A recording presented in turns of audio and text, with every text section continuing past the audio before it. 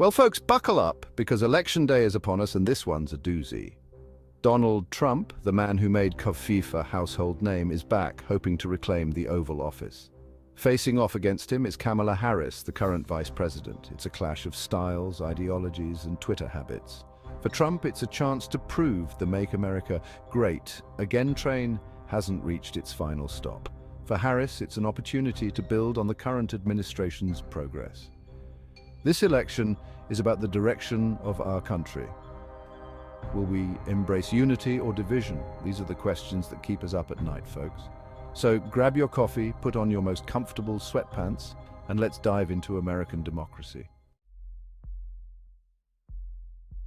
Now, before we get into the nitty-gritty of electoral maps and swing state shenanigans, let's talk about a little something called early voting. Turns out Americans don't like waiting in line any more than they like listening to politicians give speeches.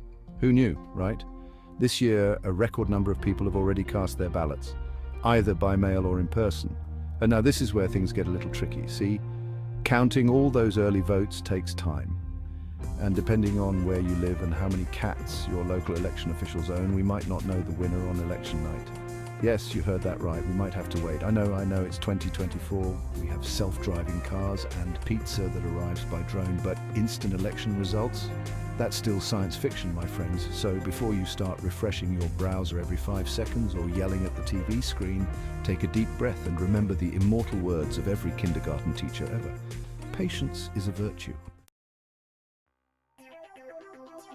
All right, class is in session, and today's lesson is on the Electoral College. You might think the person with the most votes wins, but this is America, folks. Each state gets electoral votes based on its population. To win, a candidate needs 270 electoral votes. In most states, it's winner take all. So even if a candidate wins the popular vote, they can still lose. It's happened before, and it could happen again. Section 4, Battleground Bonanza, where every vote counts. Now, because the Electoral College is a fickle beast, all eyes are on a handful of key states affectionately known as battleground states or swing states. These are the states where the race is expected to be super tight, and they could swing the election in either direction. Think of it like a political game of capture the flag, but instead of flags, it's states, and instead of running around, it's campaigning, and instead of flags, it's still states. You get the picture. This year, the usual suspects are in play. Pennsylvania, with its cheesesteaks and indecisiveness. Florida, with its sunshine and penchant for electoral chaos. Ohio, with its... well, Ohio's got a lot going on. These states are going to be bombarded with campaign ads, flooded with volunteers, and probably subjected to at least one awkward photo op involving a politician trying to eat a local delicacy. Why all the fuss? Because every vote in these states could be the one that tips the scales and decides the fate of the free world. No pressure, though. Section 5. The long road to 270 delays and disputes. Okay, let's say all the votes are counted, the battleground states have battled, and we have a winner. Yay, democracy prevails. But hold your horses, folks, because the race isn't quite over yet. Remember all those early votes we talked about?